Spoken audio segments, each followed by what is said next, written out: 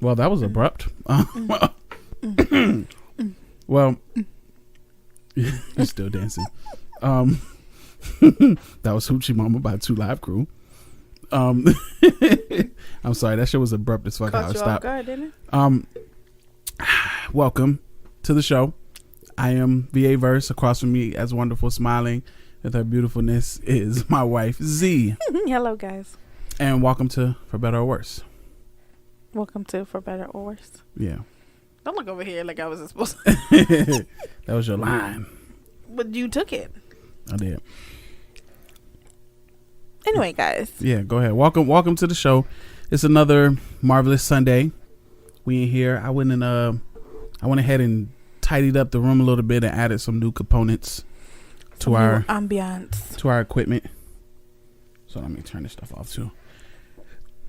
But before we get started, I just want to say that my lovely, fantastic, handsome, scrumptious husband, he took me out on a romantical date last night. It was so nice. He took me to Red Lobster for early Valentine's Day dinner, and then we went to go see the new movie by Miss Taraji P. Henson, What Men Want. And then we capped off the night at a chocolate affair where he got me so much chocolate, and we laughed and we walked, and he just was so amazing, even though we had to hear some bootleg music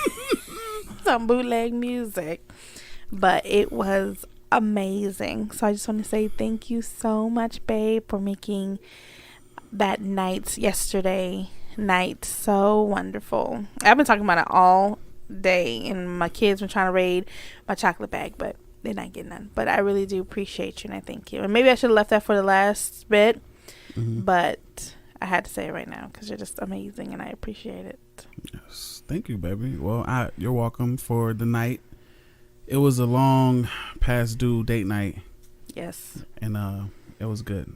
It was a good night. And we had like a hiccup with something that was supposed to happen, something good that was supposed to happen that day, and kind of had a hiccup. It didn't happen, but we gotta let that stop. Look at it as, it was a blessing in disguise, because we could have got it and then it could have been a problem with it. So good thing the company found there was a problem, and then they decided to fix the problem, and maybe anything else that could be an issue, because they're probably gonna just take a look at the entire thing to make sure that everything's good. So maybe that's for the best. So we can't look at it necessarily as a problem, just a hiccup, like you stated. Yeah, just a hiccup. So we still didn't allow it to ruin our night or anything like that. So we had fun. It was so amazing. So it was a good night, and What Men Want was a pretty funny movie. It was really good. Matter of fact, let's review it. Let's review it right now on the fly. Well, to be honest, I thought it was gonna be. I didn't think it was going to be bad, because Taraji P. Henson, she does do a really good job at anything that she does. So I didn't think it was going to be bad. But if you compare it to like Proud Mary, I just thought that the storyline was pretty good at first, and then in Proud Mary. In Proud Mary. Yes, in Proud Mary, and the storyline was pretty good, and then it kind of was just going really quick, and just like, what was the other one? Acrimony. That one, like, the storyline went good, and then like toward the end it was just like bad. Like, it was just kind of went quick. And this one, so I kind of thought it was gonna have that quick storyline where it's like, what? Wait a minute. Okay. All right. Oh. Okay. Now it's the end of the movie. But this was really good. It was really, really good. And it was really funny, and it made a lot of sense. So I really enjoyed the movie. I did too. And we're some movie buffs, so I thought, and we're big fans of Taraji. I'm a big fan of Tracy Morgan. Yes. There was a few other faces in the movie that are people that we recognize and stuff like that. But yeah, it was a good movie. I 100% expected the movie to be funny, and it was. I didn't feel like it disappointed me in its funniness as far as my expectations. I thought there were some opportunities that they missed, some places they could have taken it, where it would have been, funny, and in the times of the Me Too movement and stuff like that, I think that was a great opportunity to do it in a movie to where it's kind of, you make it funny, because I think that's part of the learning curve for behavior and what's acceptable, stuff like that in the world, is it being funny. When something can be funny, now we can really talk about it.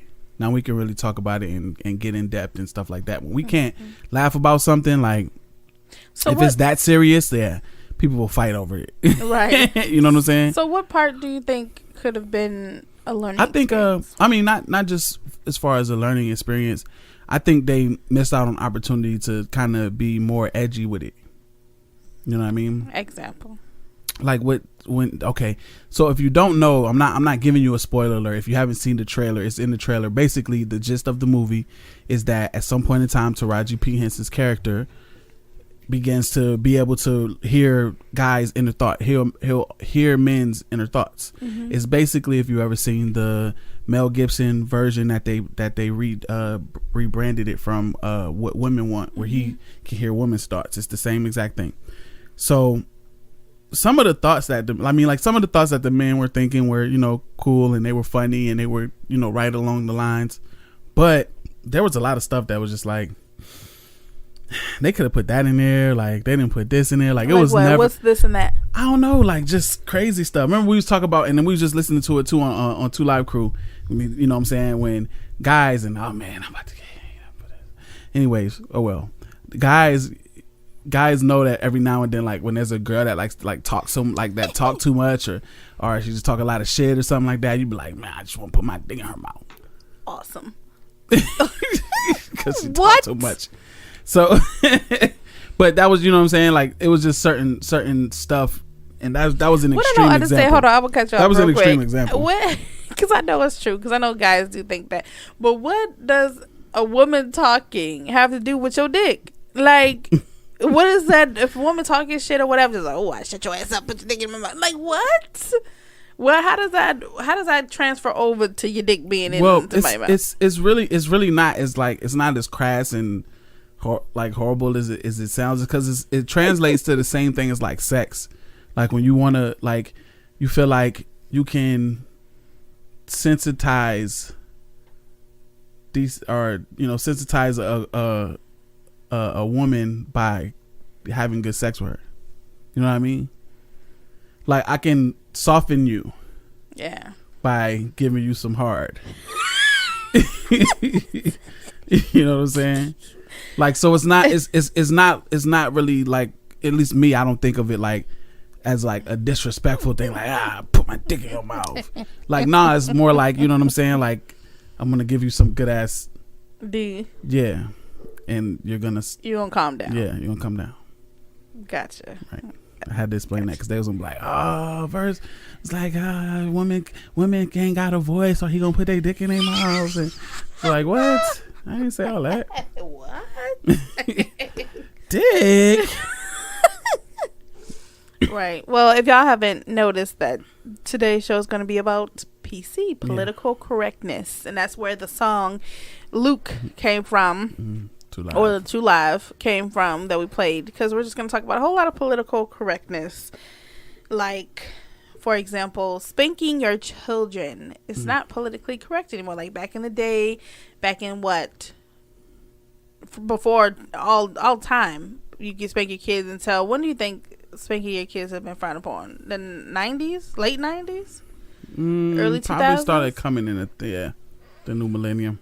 Yeah, and it was like, oh, you can't spank your kids. Like, not, like, don't get me wrong. I don't believe in beating the shit out of your kids. There's like, such thing as abuse. Yeah, and it's a fine line, to be honest, between a spanking and abuse. Like, if your kids have to wear long sleeves and pants because you beat the shit out of your kids, that's abuse. Right. But if, you took a ruler and a pat on the butt a couple times and you be like, no, then to me that's discipline. So it's a very fine line between extension cords and switches and all that. Then what would you say is a good ass whooping utensil? Belts are good. You think belts are good? Open hands are good. Yeah. Wooden rulers. Yeah, wooden or plastic rulers. So you do think that belts are associate? Belts are acceptable. Yeah, appropriate. I think that's belts are appropriate in extreme situations. Yes, like clothes on the butt. But like, you don't need 15 million whacks to get your point across either. I mean, yeah. But I'm saying if it's for extreme situations. For example, if one of the kids decided they was going to go in the garage and grab the gasoline can and pour it up and start a bonfire in their room. Yeah, that's a belt spanking. Like, yeah, it's horrible. Trying to burn the house down. Like, no, you know what I'm saying? But obviously not because you stayed up 10 minutes past your bedtime. You know what I'm saying? Yeah, that's not even the spanking thing anyway. But you know what I'm saying? Yeah. I'm just saying, like, that's abuse. Yeah, I'll tell you, I have to go to bed 10 seconds ago. That's my goddamn extension cord. Right. Sheesh. Exactly. So I mean, we believe in spankings and swats, but we don't believe in beating the shit out of your kids. And you know what? To be honest, we really believe in talking to our kids and, you know, getting them to understand. And then once you've exasperated all of your talk time, it's like, okay, well, you obviously think that I'm fucking playing with you. So, right. Okay, you know, it's just to the next level. But so that's one. So how do you feel about the awards for participation in sports? Well, I want to stick with the spanking first. Okay. Because I don't want to give it such little attention, because it's, you know, it is a serious matter, and a lot of people don't even believe in the amount of you know, physical punishment that we believe in. You know what I mean? So it's like, I look at it like this, from a you know, a perspective of way back, further back in the day, where, you know, we as black people had to deal with stuff like getting excuse me, we as black people had to deal with stuff like, you know, getting lynched and you know, getting beat up and stuff like that back in the days of, you know, where racism was really predominant, and, you know, before civil rights and stuff like that. So part of the reason why, you know, especially black kids, and that's where you find it a lot, it's not 100%, like 100% black people who beat their kids and 100% white people don't, but the majority of black people culture, they spank their children, and the majority of white people culture is they don't spank their children. You know what I'm saying? So that stereotype is kind of there for a little bit of legit reasons. It's just still a stereotype. It's not all the way correct. So, you know, even though nowadays it's like we don't have to, I mean, we do as black people have to worry about that a little still, you know what I'm saying? Not as much as like literally I couldn't go to the corner store without getting jumped by racist people. But I think that the ideal of that is still in place. There's so much stuff that can happen in this world worse than to a child than their parents swatting them on the behind and stuff like that. And I feel like you have to find an effective way to teach that to your children, that there are consequences, and consequences that can really hurt from you doing stuff that's wrong, and from you not following the direction that I'm trying to give you, because I love you and I've been through this and I've been your age, and I can tell you shouldn't do this, and you should do this, and this is the best way, and that's not the best way. So I look at spanking from a point of view of that, where to me it's a way to show your child how serious some things are, without them having to learn how serious some things are, or even, you know what I'm saying, even worse. True. Spare the rod, spoil the child kind of thing. But you don't really spank the girls. I don't even remember the last time you actually... I can't now. My babies are getting older, and they my babies. Maybe if we had a son. Are we serious right now? Maybe if we had a son. No. See? That's my baby. Yeah, maybe if we had a son or something like that. I can't spank my daughters anymore. I don't understand that. I just can't. You can. You don't.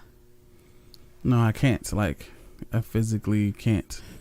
It would mentally destroy me nowadays. Which leaves it up to me to be the swatter. Which they rarely even get swats. I think that's now we're just extreme. At the age where, or they're at the age where I can talk to you. And if I can't talk to you, okay, then what do you love? Because I'm taking that.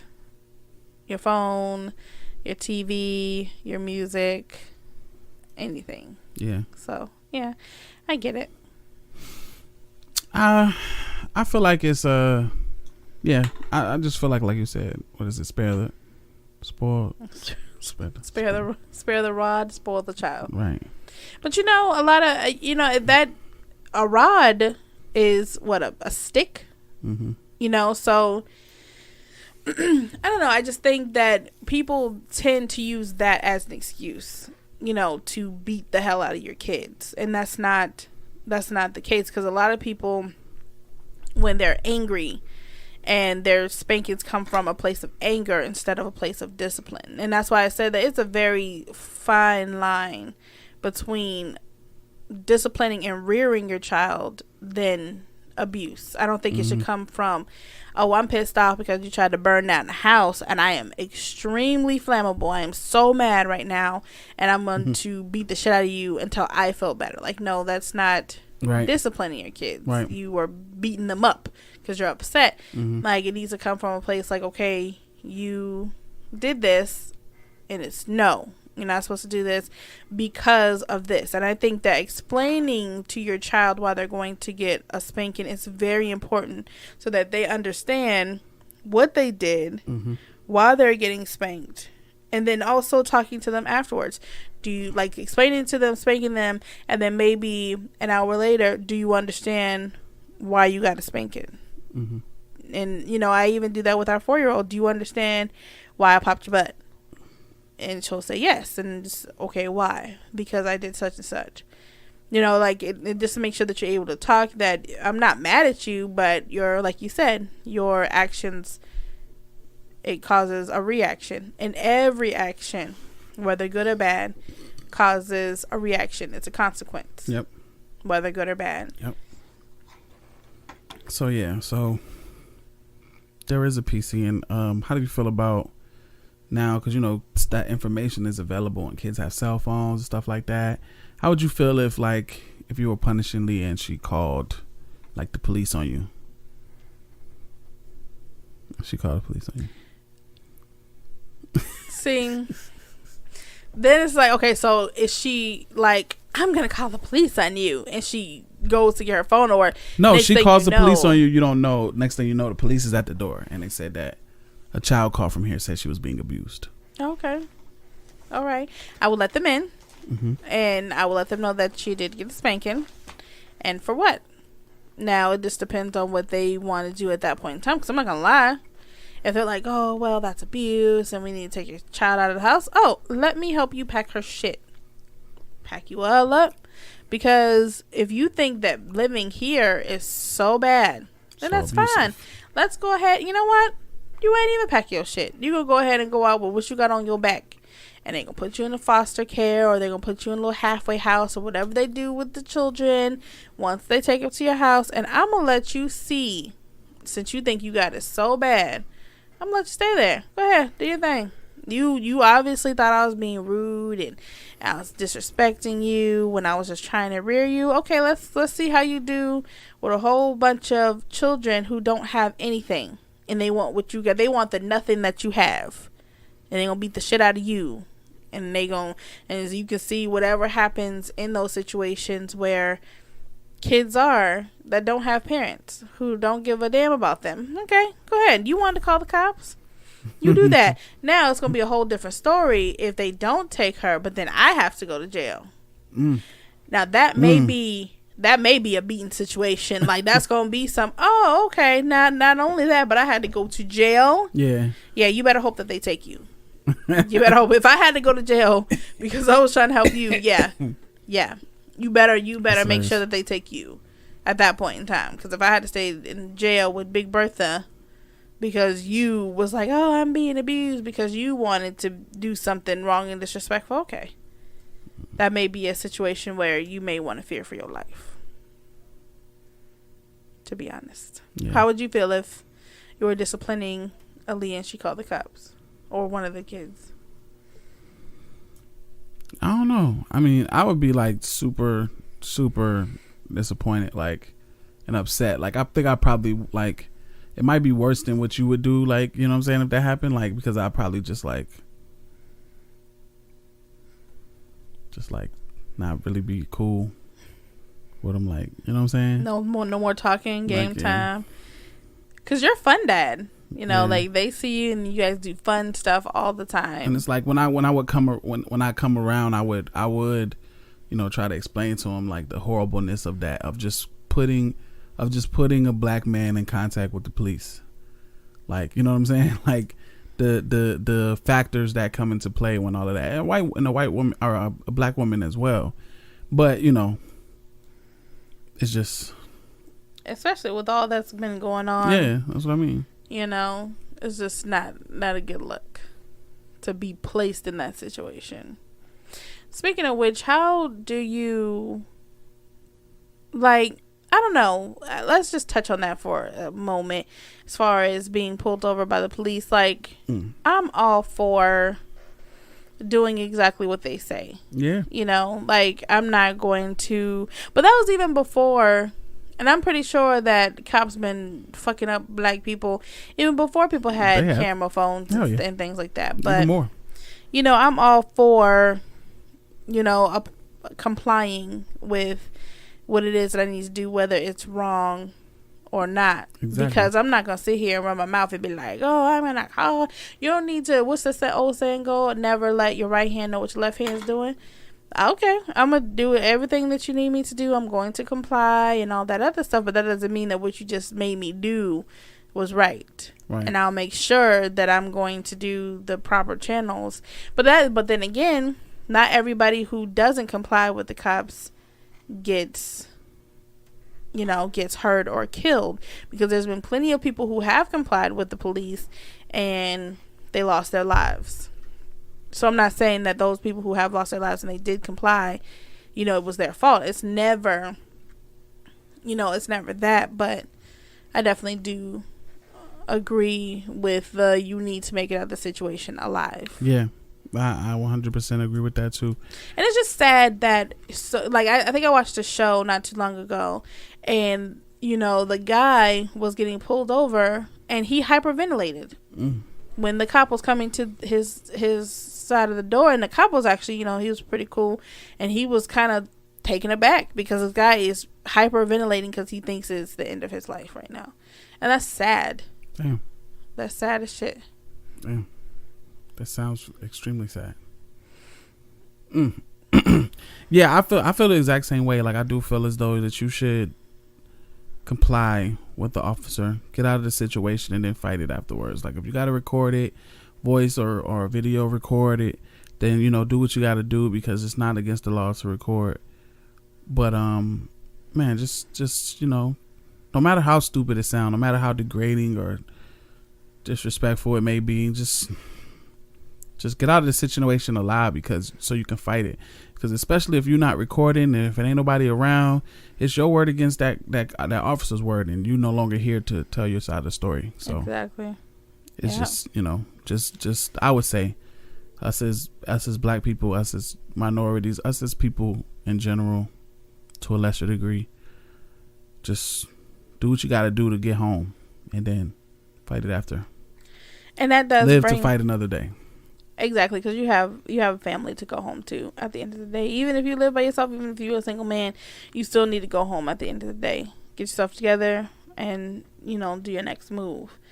But I do want to talk about, again, what do you think about kids getting participation awards for more of the PCness, sports? More of the PCness. Yeah, there's a big trend. It's been trending towards this for a while now, where kids are getting, you know, rewarded in certain things, and certain rewards are being taken away at the same time, so that no kids feel left behind. Losers, like left behind, like they're losers or something like that.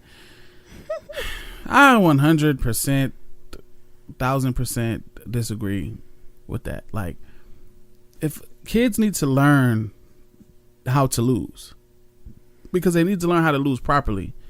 You know, most people that are sore losers, they're one of two things. Either they win all the time, and they don't know how to lose, or they lose all the time and they never put the effort to be better to win. So those are people that sore losers. They don't put everybody's better than them. They don't put the effort in. And other sore losers are kids that win all of the time. They don't know how to win. They don't know how to lose, with pride or with humbleness, whatever. I just hate it, man. I hate it. Like for real. Like we don't need to give the entire losing football team trophies. Thanks for playing. No. They lost. They need to see the other team with their trophy or trophies, and then be like, "Damn, we ain't getting none of those because we lost because they were better than us." And then you know what's gonna happen through that? Yeah, there's gonna be some kids that's gonna cry. They can't take it. It makes them really, really sad. Those are the kids that don't need to be doing this. Right. The kids that need to be doing this are the kids that take that loss and that suffering and that hurt feeling of losing and seeing other people celebrate and win trophies and stuff like that. The kids that take that hurt and put it into trying to get better, into practicing, into training and all of that stuff, those are the kids that are supposed to be here. That's where we're getting. You got people in the NFL now where there was a situation where there was two grown-ass men, and while I know bullying is a real thing and it can happen to adults, it's just like, come on, man, you're a grown-ass adult and you letting somebody bully you?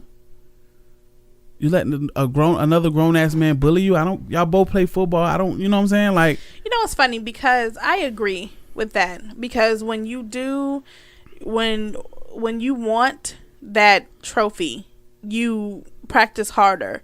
You have that determination of this is what I want to do, and it feels better to finally get that trophy that you worked so hard for. And to see somebody else on the other side, on that other end that you was on, like, know what it's like to be you, bad luck next year, bro. Exactly. And you're able to give that person a pep talk. And back in the day when we was growing up, bullying was real. Like, we didn't have social media, so it didn't follow you home, but there was plenty of times where you had the person taking the milk money or your lunch money, or somebody talking about you during class, or bullying has always been there, but it does give you tougher skin, and it allows you to handle challenges that approach you throughout your life. There's always going to be someone who don't like you. That's where they haters and trolls and all that other stuff. Because you can't handle it is why there's so much of, there's suicide and things like that. It's not allowing you, I don't think us as a people is allowing it to make us tougher with that thicker skin, and I was looking up some politically correct stuff just now, and just like there's so much stuff that's out there now that we can't do.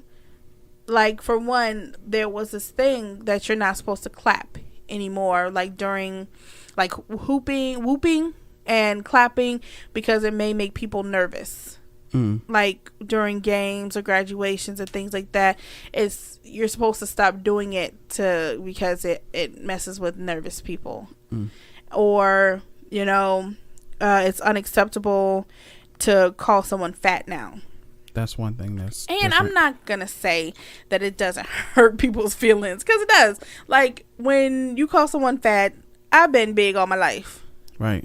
And there's gonna be at some instance that someone's gonna call you fat, and when I was a child, I never really got picked on. I wasn't that big. Like, I wasn't considered skinny, but I wasn't real heavy either. But of course, if you're not part of the skinny crew, at some point in time, someone's gonna call you big or they're gonna call you fat, right? And that, to me, it helps you give tougher skin, because when you in a combative situation, now that you've grown, and somebody be like, "Oh, shut your fat ass up."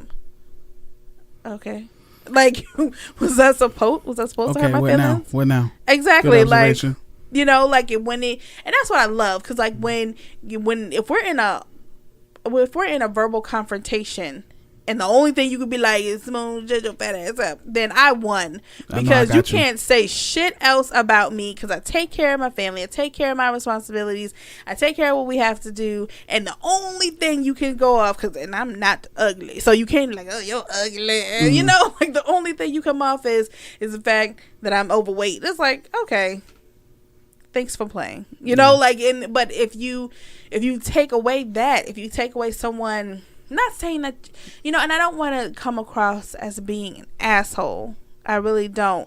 But when you take away the dozens, and you take away the fact that, you know, you can't say this, you can't say that, then when someone does say it, it's going to cut you like a knife, and it's going to diminish you, and it's going to make your whole world crumble, and you ain't going to be able to handle it. What if the first time you get called fat was at the age 25? That shit gonna hurt your goddamn feelings. It's gonna hurt your whole world. You gonna go home and you just gonna cry and eat ice cream and want to commit suicide because how am I gonna live with somebody? Yeah, like people like us. I know me. I've been through the storm. I've been called fat, you know, plenty of times. So it's like when people call me fat, I have to then come up with something I could talk about them. Now I done spent my whole life coming up with different, unique, and honing my skill of grabbing something from a person, you know, off the bat, just straight up, boom. You know what I'm saying? Like I've developed that. Like we can joke all we want to, but if fat is the only way to go, I'm gonna kill you. If that's the only place you can go, I'm gonna kill you, because I'm not just gonna go after that. Verbally. Yes. Yes, correct. You gotta be politically. I'm gonna kill you. Exactly. Like, no, we gotta be politically correct. I'm going to verbally thrash you. Yes. It's gonna be over for you. But yeah, no, I think, you know, like I said, I think that bullying back in our day, it was something that we needed as kids to be able to, you know, be tougher and stuff like that. We'd be able to be tougher, and we needed to be able to get through life when we get older. When we get older, like, those things are going to be very, very common in our everyday basis. Like, we're going to be picked on or joked on or try to be held back. Somebody's gonna hate on us. As an adult, that's gonna happen, and getting through that younger, and I mean, I do get it, kids nowadays are ruthless, and heck yeah, they are. but you know, it's still a lot to get through. If you get through that, you can get through being an adult. Exactly. All kids are ruthless, though. They're only ruthless because they tell you the truth and they don't give a fuck. Just like when we watched Delirious the other day, and he was talking about how he got oh shit, but only because of how a lot of them jokes from back in the day that these comedians talked about would never fly nowadays. Yeah, he said the F word, and not fuck. I'm not talking about fuck. He said the F word a lot of times. Yes, and he didn't. It wasn't like anyone was like, oh, I'm gonna call the cops because of this. Like, no, it was just the way that it was. Not saying that it was right. However, I'm talking about when he was talking about being a little kid, and one of the kids got the ice cream, and he was dancing and having fun with the ice cream, and then there was always this kid on the sideline who didn't get the ice cream. And what he started doing, you ain't getting no ice cream. Dancing, made it into a song, and then he was like, because your parents is on the welfare, you on the welfare, and your daddy's an alcohol. Yeah, he said you can't afford it, and your daddy is an alcoholic. Like, kids don't give a fuck. Kids don't care because it's true. They will tear you down with things that are true. And it's not even like they're trying to tear you down. It's true. Like, there was this one thing I saw on like Facebook, and the lady was like, oh, you know, can I have some of your ice cream that you're eating? And the kid looked at him and was like, no. And the mom was like, why? And he was like, because you're fat. It's like, and it's like, it's true though. It's like, why would you get mad or feel a certain kind of way? Because it's true. Well, that's why some people feel a certain way. That's why, like, adults can be torn down by kids, like, especially their own kids, because like they know kids tell the truth. Like, so if as an adult you can't deal with the fact that you're overweight and a kid calls you fat, like, that shit can hurt your feelings. Like, this little kid just called me fat. Ew, you're fat. Yes. Yes. And if it's that much of a big deal. I had a kid tell me that at Sean's daycare one time. Really? Came in, they didn't say fat. It was like, you got a really big belly. I was like, thank you. It's really big, like Santa, huh? Yeah. Yes. They be like, yes. And they just run away. Yeah. They're like, oh. Like, you got a really big belly. Oh, okay. Thank you. Thank you, little Timmy. That was very random. First of all, good morning. How are you doing? Goddamn little pissant. But nah, you know, it's just crazy how much we progress. And like we said, and I think it's kind of a tough thing. It's kind of hard to look at, you know what I'm saying? Because it's like, on one end, it's like, damn, the world has gotten soft. Mm-hmm. But on the other end, it's like, at the same time, have we gotten just more compassionate about, you know what I'm saying? Like, about what people's feelings. Like, me, I used to say that F word that we're talking about. Yeah, you did. I used to say that F word, and I never said it. But, and the D word. Right. But did I okay, the D word I did, but the F word, I never used that to describe gay people. I used that word, but I never used it to describe gay people. The D word, which I don't think is it is the D-Y blank blank blank. Yes, blank. to describe that used to be used to describe a gay woman. It's still it's now a derogatory term. I didn't know until you told me that it was derogatory. Yeah, and you was just a blah blah blah blah. No, I thought it was whoa. I thought it was an accurate word to use, like butch. When have you seen a gay woman saying the D word? I'm so. a D. I think so. You never. I don't know shit. I don't know. But yeah, I don't use the word no more. But you know, I used to use those words, and now I don't, and I understand why not to. Like, it's not like I feel like, oh, we should just be able to go around this bitch and drop F this, you F, and F and F it's. Right. And why is it wrong now? Because it's not like white people can go around saying nigga, nigga, nigga, nigga, nigga, nigga. It's wrong now because we have a community of people that have come out and that are standing up for themselves and saying that these words are harmful words towards us. There are slurs to us. And how can, as a black person, you say, you can't use this word, you can't say this to me, but tell somebody else what you can and can't say about them? You know? I believe that you still can. Just like I believe that if you're a homosexual person, that they can say it to each other. I don't believe that it's all right to say that to them if you're not part of the community. Right. And that's the same thing I feel about the N-word. If you are not part of the community, you cannot say it. Right. I believe it's the same thing. But you know what? To be honest, the LGBT community and the black community are similar, but I feel as though the LGBT community, they have a zero tolerance about shit, or they gonna tear you down. Yeah. And I believe Black Twitter and stuff like that is true as well. They'll come for you too. But when it comes to the LGBT community, how much stuff do you really see about black people? Shit with black people still happens. We like that Gucci shit that's going on right now with the Gucci apparel. Something I saw on Facebook where the school was doing a black poem and black face. Like, shit is still happening to this day with black folks. But I don't think that we rally around the stuff and come together like we're supposed to. We don't boycott shit and shut shit down like we're supposed to. But I believe the LGBT community, they will fuck you up. Like, for real, they will fuck you up your whole entire world. They gonna rally together, they gonna band together because there is power in numbers, and they're going to shut your shit all the way down. Especially if you ain't no superstar. You gotta be a superstar to overcome. Like, you gotta be Kevin Hart to overcome that. And even then, it's, you gonna take a hit. But what I definitely do believe is that us as black people, we need to come together. We need all that Gucci shit that's going on. Even though, you know what? Speaking of which, I'm just going to put a pin there. The Starbucks stuff was wrong. But I love the way Starbucks handled that shit. A lot of times too, you can't fault a franchise in totality based off of what happened at one of their chains, because there are employees working at that chain, and unless you all right, you hit your elbow. You okay? Yeah. Okay, you're laughing too, so I think you're okay. I'm good. She hit her elbow, guys.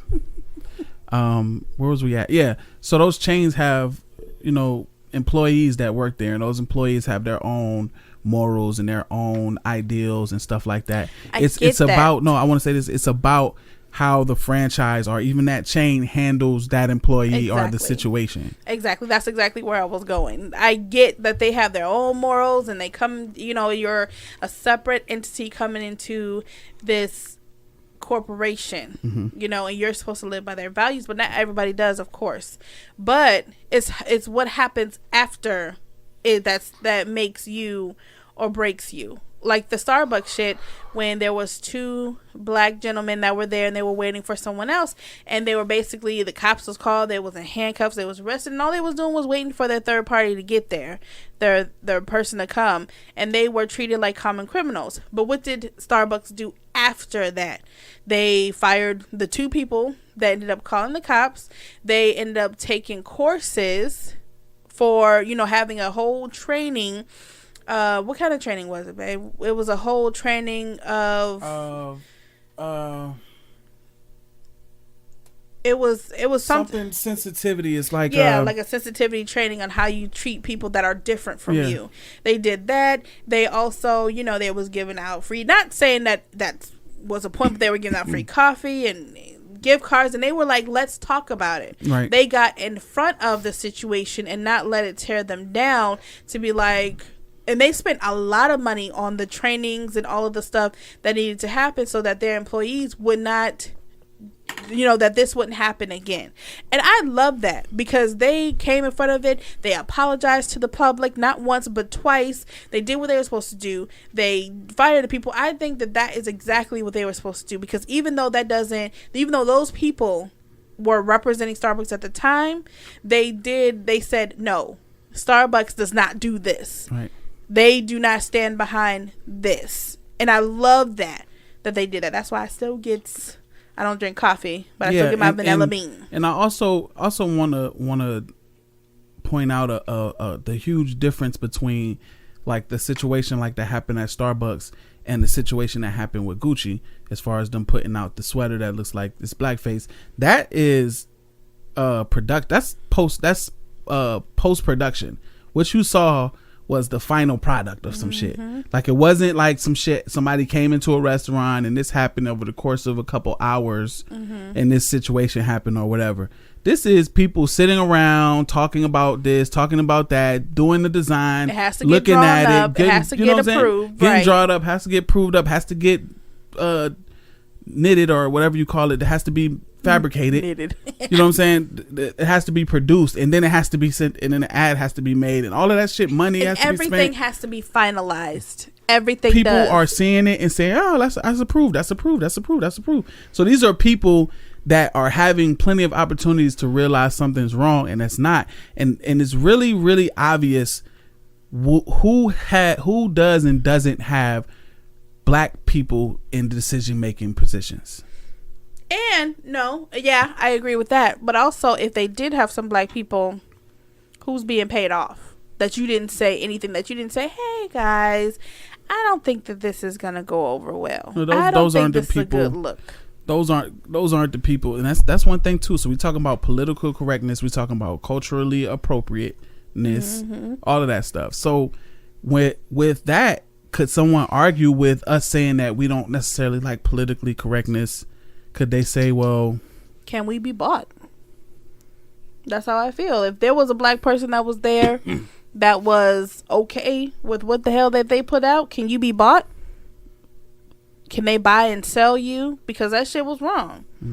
There's a lot of shit that's like, oh, well, could you, like when Steve Harvey did his stand up and he was talking about, oh, would you play a monkey? Not saying that it was wrong for Michael Clark Duncan to play the monkey. Rest in peace.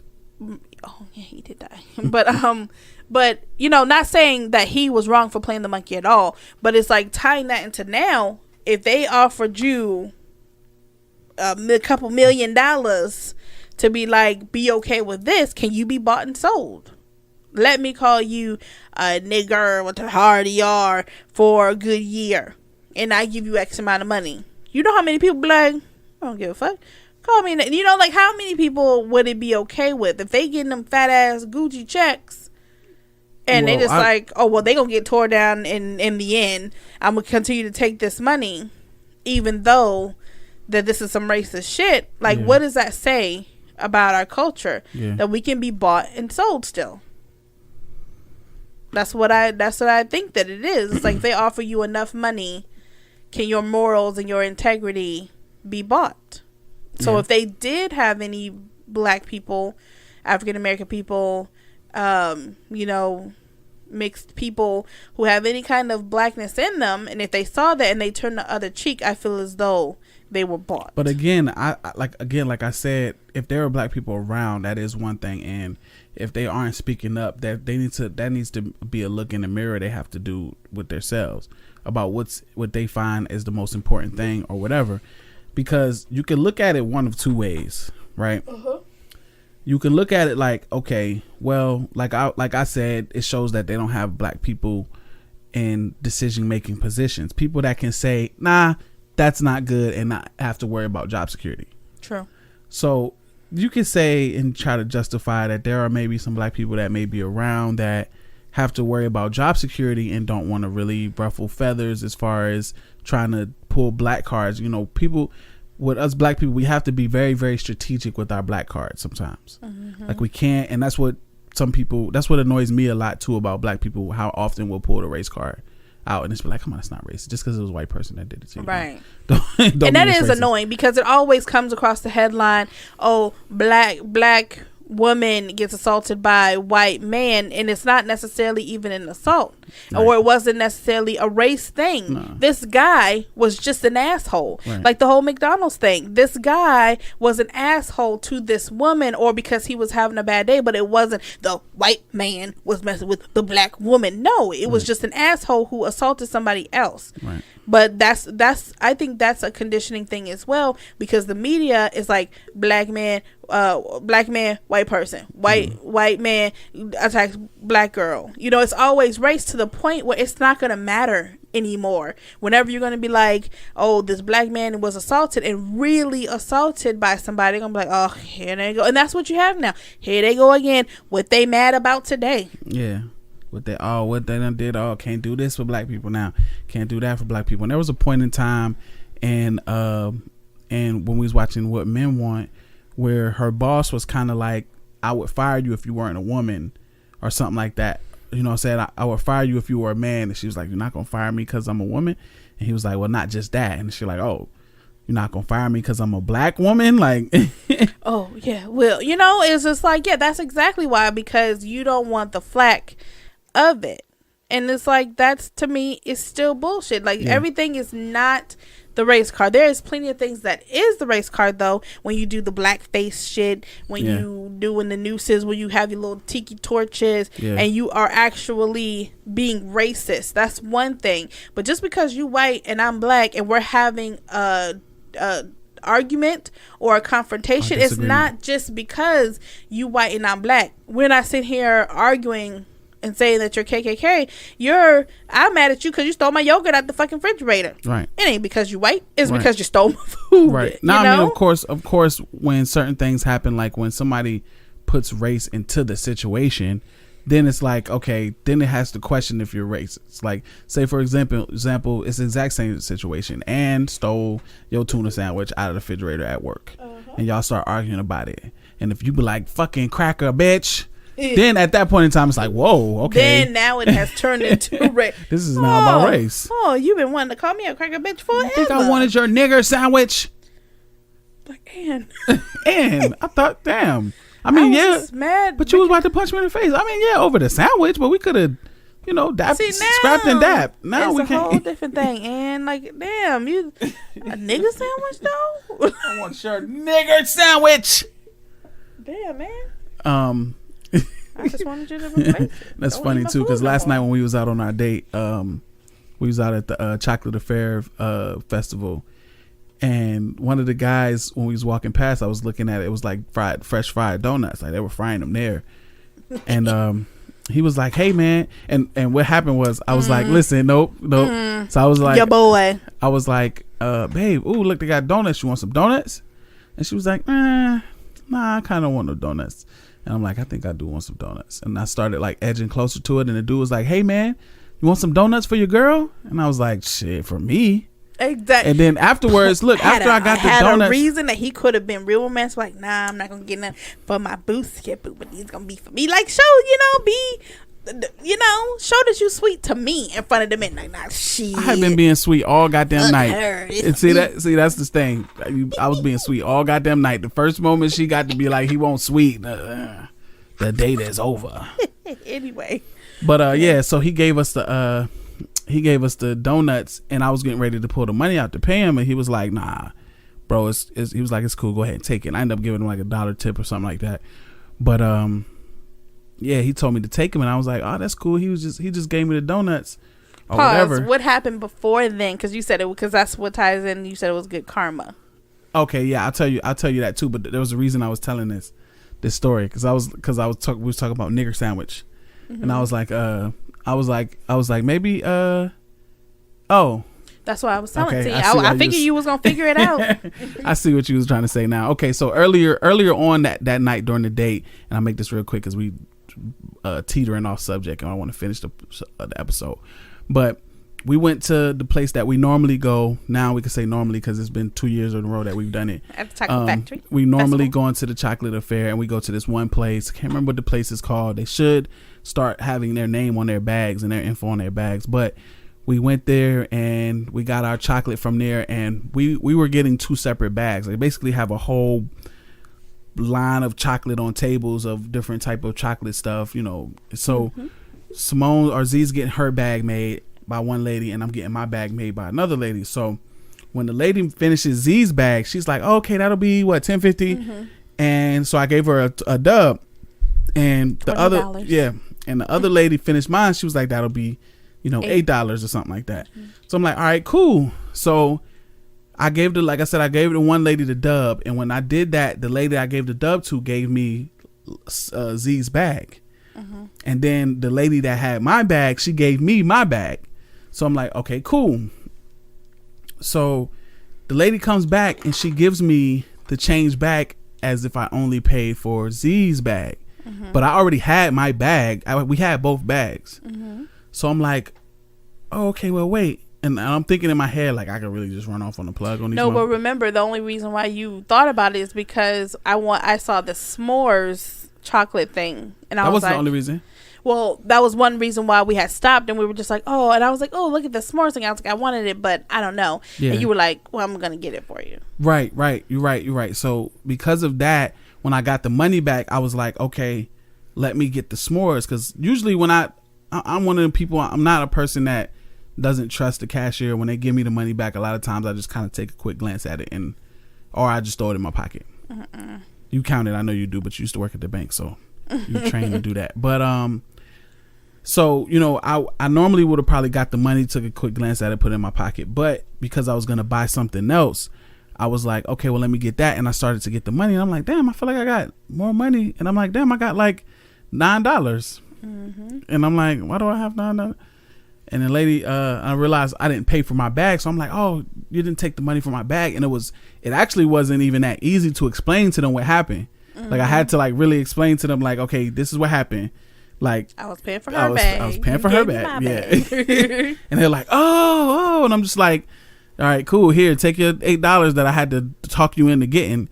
And I want to buy this. And then even with that one, they was like, did you pay for this one already too? And I'm just like, no, I didn't. Here's the money for it.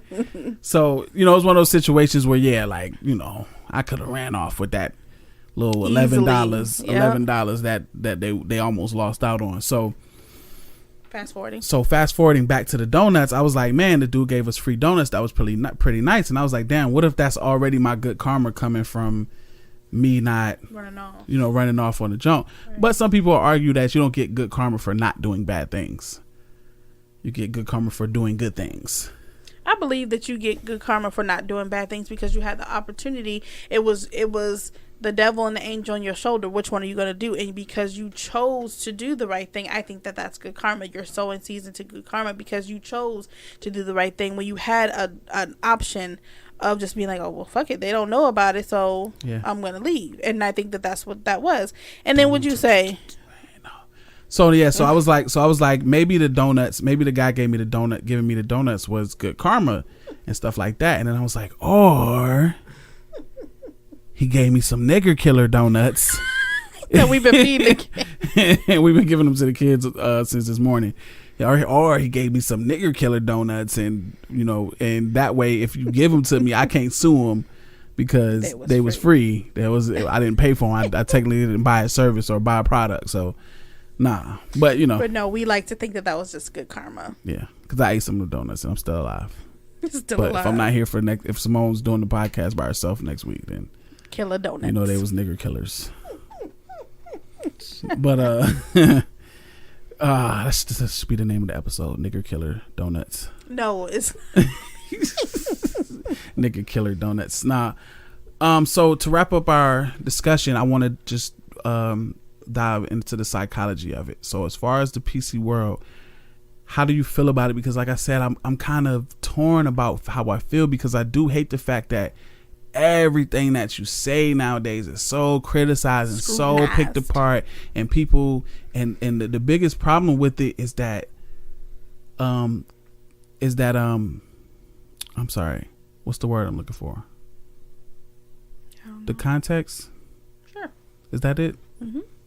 Content, yes, in which something is said, babe. Yes. Okay, yeah. Say yes. Like so I'm just trying. I don't feel like it's the word I was looking for, but yeah, you got to keep things in context. Yes. Right, because I feel like I'm still kind of iffy about it in my head, but I feel like context is taken from a lot of situations when people say stuff like taken out of context. Yes. Exactly. But I mean, I agree too. I think that on one hand, I do think that the world has gotten soft. Like, you can't say shit now without someone jumping down your throat, and freedom of speech is now on the iffy side, because it's like, do we really have freedom of speech? Because even though you may not get persecuted for the things that you just said, Twitter, Black Twitter, Instagram, all of that will jump down your damn throat 100%, and everybody now has a fucking opinion. Everybody has opinion on how you should live your life and what you should do and all that other stuff. So on one hand, I do think like, yeah, the world has gotten more empathetic to people, and how they feel, and you shouldn't say this, and that's not a nice word. It's true. All of this is common sense. You shouldn't say someone's fat because it's not nice. You shouldn't call anybody, any LGBT community, the F word or the D word, because it's not nice. But it's just that it's not nice. You're not hurt. It does, to me, and in some form, make you tougher to allow you to handle the real world, because at some point in time when you're a child, you can tell, and you can get that person in trouble. But when you get an adult, you can't necessarily always tell. And even though they say, we have an open door policy, and we have it's not, what is the thing when whistleblowers? It's not where you can, when you are a whistleblower, but it doesn't come back on you. It's a specific term. I can't think of it right now. But yeah, when you do, it's supposed to not be able to come back on you, but that shit does. When you're up for a promotion or something like that. So some stuff you do have to have tough skin for, and I think that nowadays the PC is stopping people from having that tough skin, because it makes people softer. And when you're softer, and if I feel like I want to get revenge on you, it ain't just I'm gonna meet you after school at 5:00 and we're gonna throw these hands. I'm gonna just go ahead and shoot up the whole school because you embarrassed me in front of the girl that I liked, so you must die. So I mean, I'm torn as well. I think that, to wrap it up, that on one hand, it's great that everybody's being more empathetic, but on the other hand, it stops you from having that tough skin. And when you get your feelings hurt, you must die. Yeah, it's like a good with the bad thing. Like, yeah, it is bad that the world has gotten so PC and you can't say what you want to say, and people are becoming soft because of that. But on the other hand, it is kind of a good thing that people are becoming soft as far as more aware of what they say. It makes people think twice about putting something out there, because it may not be the energy you're trying to put out there. And I think that that's very, very valuable. And I think that ultimately, what do you feel like? Should we sacrifice now? Chill. It's on the podcast and we're almost over. So how do you feel though? Do you feel like which one is worse? Do we keep the PCness because it does force us as human beings to think twice and think carefully and make sure we say things exactly how we mean to say it and put out the energy that we want to put out there. I would rather it be back in the day. To be honest, just have tougher people. And yeah, it makes you tougher. You know, like if this is something, it makes you tougher as if this is how I feel, this is how I feel. And it makes you be like, okay, there may be people, oh, well, she just said this to you, like, calm down. No, I'm secure enough in myself to know that if I feel disrespected, then I just feel disrespected. And I can go to whoever and be like, you know what, I feel disrespected, whether they agree with it or not, you stood up for yourself. But it does give you tougher skin. And if we look at all of the stuff from back in the day, there was a whole lot of strong people. What made them strong? It was called niggers every day. They had shit thrown at them. Not saying that any of this was right, but it made them stronger. And you couldn't just tell somebody one thing or another and they just like, oh, okay. No, I'm strong enough to know this is not right. And you're not going to say this to me. And you're not going to do this to me because it's not right. No one cowered away and was like, oh, well, I'm just so sad with myself and I don't know how to live with myself. Just know it's still. You know, that you're just depressed and it tears you all the way down. And I just feel like that's what it does now because you're not used to hearing certain things or you're not used to stuff like that happen. Not saying that we should be used to it, but when it does come, and it will come, whether you're LGBT, whether you're black, whether you're fat, whether you're skinny, whether you're black, whether you're white, somebody's going to say something to you, regardless of, I don't care if we do PC for the rest of our lives and it just goes overboard. Not everybody follows the rules, and it's going to be said. Someone's going to do something nasty to you. Someone's going to say something nasty to you. And how are you going to handle that? And nowadays, everybody getting soft, so... And people, and like you said, when you're tough, and people say stuff to like that to you, and it doesn't affect you, that's a good way to stop somebody from doing something. Because a lot of times when they do stuff like that, when they call you names or when they talk about you, it's to affect you in some way. And if it's not affecting you, and they can see that it doesn't bother you, that it doesn't affect you, 9 times out of 10 they're gonna stop. They're not gonna do it no more. So, you know. Again, I agree with what you're saying, but I really, really do like and appreciate the fact that we have now, like, we're in a time where we kind of think twice about the stuff that we're about to say, the stuff that we're saying. So I think it's a good thing. I think it's a good thing as far as that note, but I think it's a bad. So it's like I'm just torn. I can't give it. Yeah. I can't give an answer. I think right now it's just that situation. But I mean, if I had to pick, I would rather it be not back in the day where they was lynching motherfuckers, but just back in the day where, you know, when you had to be tougher. Yeah. You know, and I mean, growing up after like even with the athletic stuff. When you see somebody with that trophy and all you want is that trophy, it made you work harder and then it made you be the best.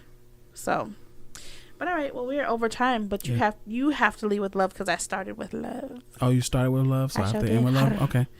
All right. Well, I love how you are my oxygen, right? Mm.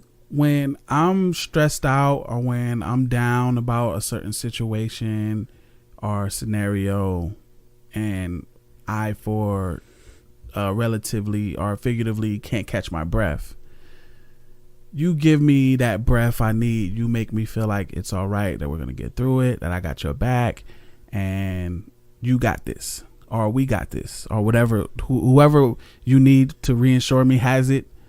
Mm-hmm. You tell me, you reassure me that person has it. So I want to thank you for being my oxygen, for being my back, being my backup, having my back all the time, and helping me get through those stressful times, making me feel confident in myself and in us as a whole. I love that about you. All right. No problem, babe. Yeah, so this has been our PC episode, and we're just talking about political correctness. Let us know what you guys think. If you think it hurts or harms the world more to be more politically correct than we used to be, or if you think it helps it. Yeah. And hit us up, email us with any questions or inquiries about being on the show, or any if you want advice from us, email us at forbetterorworse podcast@gmail.com. That's pretty long, but Don't get me started on how people had our names already. But yeah, for better or worse podcast at gmail.com, or you can hit us up on Facebook. Hit me up at Vday Verse. Hit Z up at Simone's on the Blades Robinson on Facebook. On IG, she is official Novels by Z, and I am Vday Verse. Hit us up. Let us know what you think. The show's coming out. I think I might switch up one of the episodes that we was going to drop on Valentine's Day and drop this episode on Valentine's Day, since it's kind of a Valentine's vibe because we went out on a pre-Valentine's Day thing. But I think I'm going to drop this one. So thank you guys again for tuning in. As usual, I am Verse, and across from me is my wonderful, eloquent, beautiful wife, Z. And you are listening to For Better or Worse. Yeah, and y'all thought we was crazy starting with the 2 Live crew at the beginning. You know what I'm saying? Wait till y'all hear this shit right here. Peace. Ain't no political correctness on this shit. For real.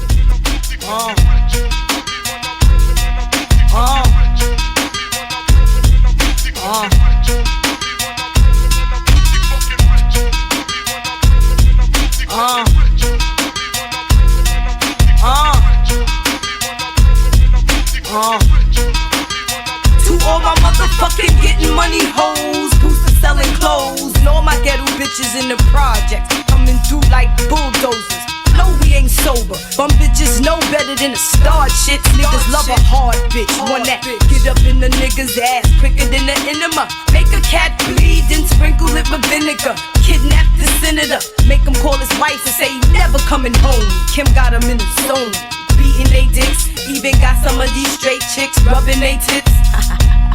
What? I'm loving this shit, queen bitch. What bitch you know can thug it like this? Imagine if I was a dude and hitting cats from the back with no strings attached. Yeah, nigga, picture that. I treat y'all niggas like y'all treat us, no doubt. Hey, yo, come here, Zach, I'm busting your mouth. Come here, bitch. Nigga, fuck you. No, fuck you, bitch. Who you talking to? Why you acting like a bitch? Cause y'all niggas ain't shit. And if I was a dude, I'd tell y'all Hey, yo, to suck come here, my dick. bitch. Nigga, fuck you. No, fuck you, bitch. Who you talking to? Why you acting like a bitch? Cause y'all niggas ain't shit. And if I was a dude, I'd tell y'all to suck my dick. All I wanna do is get my pussy sucked. Count $1 million in the back of an armored truck while I get you fucked up off the T-O-N-Y, the EX, the Kron, the list goes on and on. Oh no. Like Erica Badu, once he drink the Remy down, ooh, I got this nigga now. He asked me did I love him, I said what came to mind, like niggas be doing. Yeah baby, I love you long time. Look, I ain't tryna suck ya, I might not even fuck ya. Just lay me on this bed and give me some head. Got the camcorder laying in the drawer where he can't see. Can't wait to show my girl he sucked the piss out my pussy. Been doing this for years, no need to practice. Take lessons from the cream and you'll know how to mac this. Niggas know he gave me all this cake. I peeled the Benjis off and threw the singles back Hey, in yo, his come face. here, bitch. Nigga, fuck you. No, fuck you, bitch. Who you talking to? Why you acting like a bitch? Cause y'all niggas ain't shit. And if I was a dude, I'd tell y'all Hey, yo, to suck come here, my dick. bitch. Nigga, fuck you. No, fuck you, bitch. Who you talking to? Why you acting like a bitch? Cause y'all niggas ain't shit. And if I was a dude, I'd tell y'all to suck my dick. I'ma keep it real, for the dough I might kill. I'm tryna see my face on $100 bill. Met this dude named Jalil at the Zap Judah fight. Said he paid me 10 grand just to belly dance. Come all on his pants. I met him at the studio. He showed up with his homeboy named Julio. I said, whoa, who's the other guy? Hope you know you paying extra for this fucking third eye. Something about him, I knew he was a phony. Put the burner in his mouth, fool, give him my money. He was just a nigga frontin' like he knew mad stars. And his homeboys whips like he got mad cars. Niggas ain't shit, but they still could trick. All they could do for me is suck my click. I'm jumping the fuck up after I come, thinking they gon' get some pussy, but they get Hey, none. yo, come here, bitch. Nigga, fuck you. No, fuck you, bitch. Who you talking to? Why you acting like a bitch? Cause y'all niggas ain't shit. And if I was a dude, I'd tell y'all Hey, yo, to suck come here, my dick. bitch. Nigga, fuck you. No, fuck you, bitch. Who you talking to? Why you acting like a bitch? Cause y'all niggas ain't shit. And if I was a dude, I'd tell y'all Hey, yo, to suck come here, my dick. bitch. Nigga, fuck you. No, fuck you, bitch. Who you talking to? Why you acting like a bitch? Cause y'all niggas ain't shit. And if I was a dude, I'd tell y'all Hey, yo, to suck come here. my